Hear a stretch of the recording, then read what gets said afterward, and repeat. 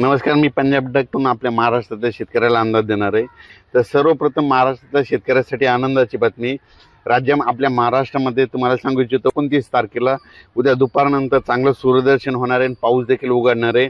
म्हणून सर्वप्रथम ही आनंदाची बातमी आणि लगेच महाराष्ट्रातला देखील पावसाचा जोर कमी होणार आहे। म्हणून सर्वप्रथम हे एक महाराष्ट्रातल्या शेतकऱ्यांनी लक्षात घेतलं। राज्यातल्या सर्व शेतकऱ्याला सांगू इच्छितो की राज्यामध्ये फक्त आजच्या दिवस म्हणजे 29 तारखेपर्यंतच राज्यात पावसाचं वातावरण आहे। म्हणून हे अंदाज लक्षात येतात। फक्त उत्तर महाराष्ट्राकडे जरा जास्त पाऊस राहणार आहे। उत्तर महाराष्ट्राकडे म्हणजे मुंबई पुणे नाशिक इगतपुरी निफाड चाळीसगाव नंदुरबार धुळे जळगाव पाऊस राहणार आहे। पण पूर्व विदर्भ 6 जिल्हे, पश्चिम विदर्भ 5 जिल्हे, मराठवाडा, पश्चिम महाराष्ट्र या ठिकाणचा जोर मात्र ओसरणार आहे। म्हणून सर्वप्रथम ह्या 4 विभागातल्या शेतकऱ्यांनी हा अंदाज लक्षात घ्यायचा। त्याच्यानंतर राज्यामध्ये काय परिस्थिती राहणार, तर राज्यामध्ये तुम्हाला सांगू इच्छितो की 30 सप्टेंबर, 1 ऑक्टोबर, 2 ऑक्टोबर, 3 ऑक्टोबरच्या दरम्यान राज्यात चांगलं सूर्यदर्शन होणार आहे। हवामान कोरडं राहणार आहे। म्हणून हा राज्यातल्या सर्व शेतकऱ्यांनी अंदाज लक्षात द्यायचा।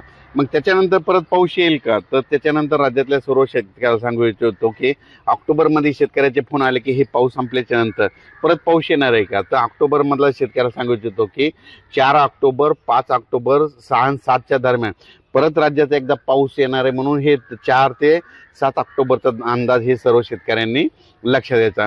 खास करून जास्त आता म्हणजे आजच्या मराठवाडा आणि पश्चिम महाराष्ट्रातल्या शेतकऱ्याला एवढं काही घाबरायची गरज नाही, कारण की आज जास्त पाऊस मुंबई पुणे उत्तर महाराष्ट्राकडे जास्त पडणार आहे। मुंबई पुणे उत्तर महाराष्ट्र इगतपुरी नंदुरबार धुळेकडे, म्हणून हा अंदाज सर्व शेतकऱ्यांनी लक्षात घ्यायचा।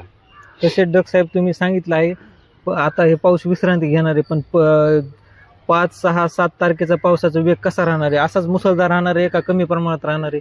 हा, म्हणजे सांगायचं झालं तर जे 4 तारखेला जे पाऊस येणार ते देखील असाच प्रमाणात राहणार आहे। ते काय होणार आहे, 4 तारखेला विदर्भाकडून सुरुवात होणार आहे। म्हणजे विदर्भाकडून काय येणार, 4 तारखेला विदर्भात आगमन करणार आहे। वर्धा, नागपूर, भंडारा, गोंदिया, चंद्रपूर, यवतमाळ, वाशिम तिथपर्यंत 4 तारखेला सुरुवात केली। 5ला तो पाऊस मराठवाड्याकडे येईल। 5, 6, 7ला परत तो पाऊस काय होईल, मुंबई पुणे नाशिक तिकडे जाणार आहे। त्याच्यानंतर 8 तारखेपासून परत 8 ऑक्टोबरपासून राज्यात सूर्यदर्शन होणार आहे, तिथून पाऊस निघून जाणार आहे। म्हणून हे अंदाज लक्षात घ्या। आणि आजच एक मला पूर्णाच्या शेतकऱ्यांनी एक मला टाकलं होतं की आमच्याकडे जाळेधुळी आली, तर मी म्हणत असतो ना, जाळेधुळी आल्याच्या नंतर काय होतं, महाराष्ट्रातला जाळेधुळी आल्याच्या नंतर तो सांगतो की पाऊस कधी निघणार हे निसर्ग सांगतं। कसं सांगतं, आज काही ठिकाणी जाळेधुळी आली होती। जाळीमध्ये काय होतं, झाडावर जाळे पडतात, पिकावर जाळे पडतात।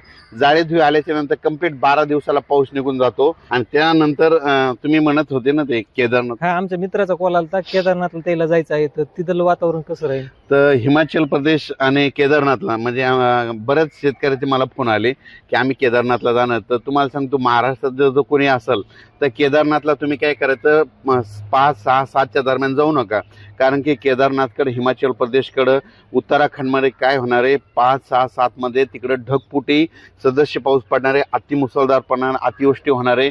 म्हणून तिकडे या 2-3 दिवस जाण्याचे टाळावे। नंतर गेलं तर काय हरकत नाही, पण सध्या तरी 5 ऑक्टोबर, 6 आणि 7च्या दरम्यान तुम्ही जाऊ नये।